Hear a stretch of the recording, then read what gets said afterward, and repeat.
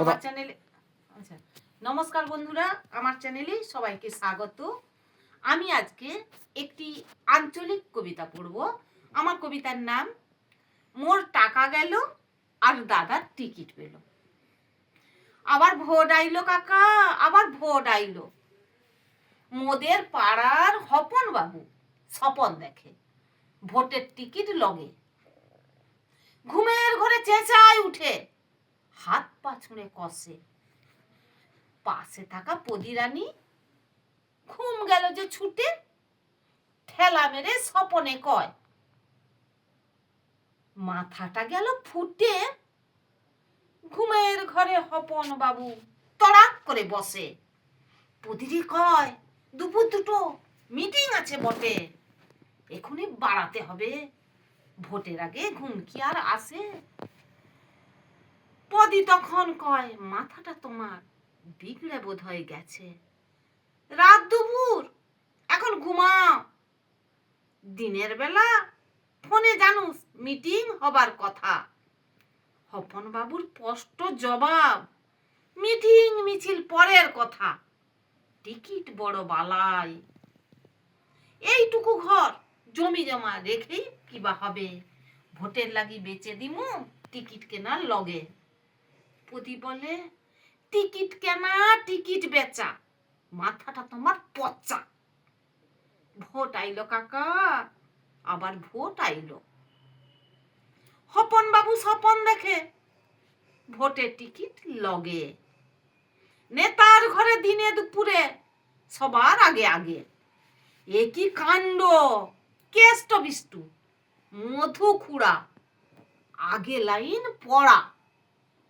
হপন বাবুরে লাগছে মরা মরা, ডাইনে বাঁয়ে ছুটে মরে, সিগন্যাল সব ফাঁকা। হপন বাবু বুঝতে না রে লেতা বাবুর কথা, হেসে মরি দেখে হপন বাবুর দশা। মিছিল করে মিটিং করে, উল্টে গেল পাশা। পড়শি নেতা দিয়েছিল পাকা কথা, হয় ডানেতে লয় বামেতে, কিংবা নতুন দলে, টিকিট তোমার বাঁধা।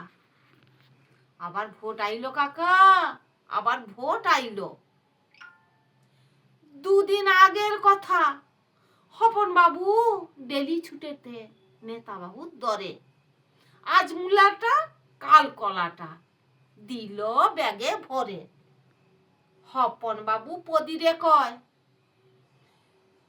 কয়, তুই চিন্তা করিস নি কো, তুই চিন্তা করিস নি, আজকে কাল নু টিকিট পেয়ে গেলে তুই হবে নেতার বউ। কত সম্মান। পদিরানি ঘাড় নেড়ে কয়, ঠিক কথা, কলায় মুলায় হবে নিকো, ক্যাশ লাগবে ক্যাশ। হপন বাবু বুঝলো। হপন বাবু কয়, কথাটা কিন্তু মন্দ লয়, লিয়ায় তবে জমা করা ক্যাশটা। চাল বিক্রি ধান বিক্রি যত টাকা ছিল, এক লহমায় তুলে দিল ভজু বাবুর হাতে। দুদিন ধরে হপন বাবুর ডাক পড়ল পাতে, চায়ের কাপে বিস্কুট যেন পান্তা ভাতে।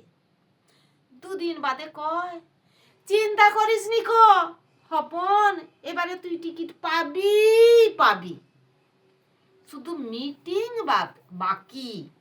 এবার মিটিং বাকি শুধু কোর কমিটির সাথে, পাস করাটা সহজ হবে পড়লে কিছু হাতে। তুই খেটে যা, তুই শুধু খেটে যা হপন, তুই শুধু খেটে যা, মন দিয়ে খেটে যা। আবার ভোট আইলো কাকা, আবার ভোট আইলো।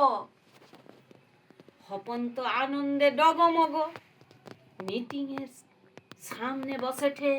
এদিকে পদিরানী কি খুশি কি খুশি, কি খুশি, কি কথা আর বলবো।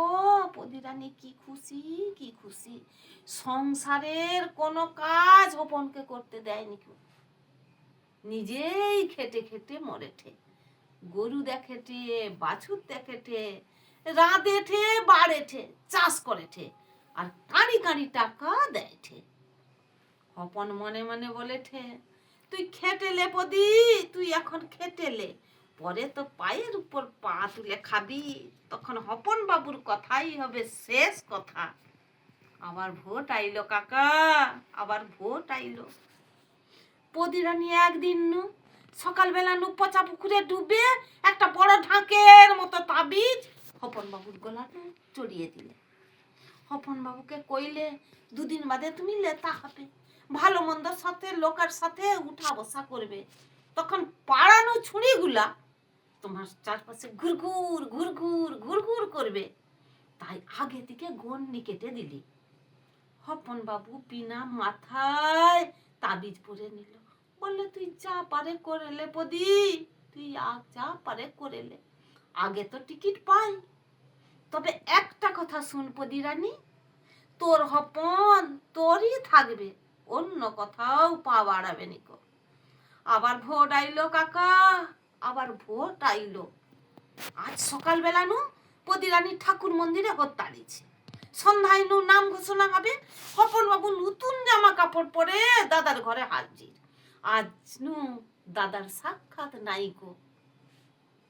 হপন শুকনা মুখে ফিরে আসে ঠে। পাড়ার নেপা ছুটে এসে হপন বাবুকে ছড়ায় ধরে কইলে, শেষ পর্যন্ত দাদা টিকিটটা পেল। হপন বাবু মাথা ধরে বিড়বিড় করে সেখানে বসে পড়লো, বিড়বিড় করে কয়ঠে, মোর টাকা গেল আর দাদা টিকিট পেল। আবার ভোট আইলো কাকা, আবার ভোট আইলো। নমস্কার।